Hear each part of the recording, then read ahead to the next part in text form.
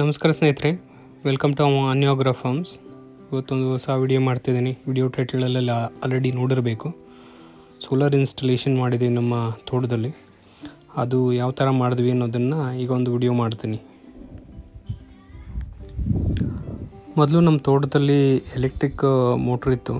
So ಕರೆಂಟ್ದು ಸಮಸ್ಯೆ ಆಗಿದ್ದರಿಂದ solar ಹಾಕಿಸ್ಬೇಕು ಅಂತಂದ್ವಿ. So ಈಗ ನೋಡಿ, ಈ ವಿಡಿಯೋದಲ್ಲಿ ನೋಡ್ತಿರ್ಬೋದು. ಸೊ ಹಳೆ ಮೋಟ್ರು ಪೈಪು ಎಲ್ಲ ತೆಗ್ದಿದ್ದೀವಿ.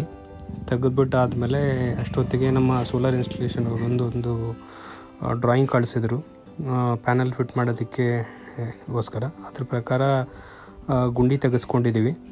ನೋಡಿ, ಗುಂಡಿ ತೆಗೆದು ರೆಡಿ ಮಾಡ್ಕೊಂಡಿದ್ವಿ. ಸೊ ಬಿಫೋರು ಇನ್ಸ್ಟಾಲ್ ಮಾಡೋ ಮೊದಲು ಕೆಳಗೆ ಈ ಥರ ಜೋಡಿಸ್ಕೊಂಡು ಟೆಸ್ಟ್ ಮಾಡೋಕ್ಕೋಸ್ಕರ ಮಾಡಿದ್ವಿ. ನೀರು ತುಂಬ ಚೆನ್ನಾಗೇ ಬರ್ತಿತ್ತು. ಸೊ ಆದರೆ ಸ್ವಲ್ಪ ಡ್ರೈವ್ ಸಮಸ್ಯೆಯಿಂದ ಈಗ ಸದ್ಯಕ್ಕೆ ಓಡಿಸ್ತಿಲ್ಲ. ಡ್ರೈವ್ ಚೇಂಜ್ ಮಾಡಬೇಕು, ಅದು ಮಾಡಿಕೊಡ್ತಾರೆ. ಸೊ ಎಲ್ಲ ಈ ಥರ ಟೆಸ್ಟ್ ಮಾಡಿದ್ಮೇಲೆ ಫೈನಲಾಗಿ ಈ ಥರ ನಾವು ಸೋಲಾರ್ ಪ್ಯಾನಲ್ ಇನ್ಸ್ಟಾಲೇಷನ್ ಮಾಡಿದ್ದೀವಿ. ಸೊ ಈ ವಿಡಿಯೋದಲ್ಲಿ ನೋಡ್ತಿರ್ಬೋದು. ಸೊ ಇನ್ನೂ ಫರ್ದರು ಡೀಟೇಲ್ಡ್ ವಿಡಿಯೋ ನೆಕ್ಸ್ಟ್ ಮಾಡ್ತೀನಿ. ಸೊ ಈ ವಿಡಿಯೋ ನಿಮ್ಗೆ ಇಷ್ಟ ಆಗಿದ್ದರೆ ಲೈಕ್ ಮಾಡಿ, ಕಮೆಂಟ್ ಮಾಡಿ, ಶೇರ್ ಮಾಡಿ. Thank you.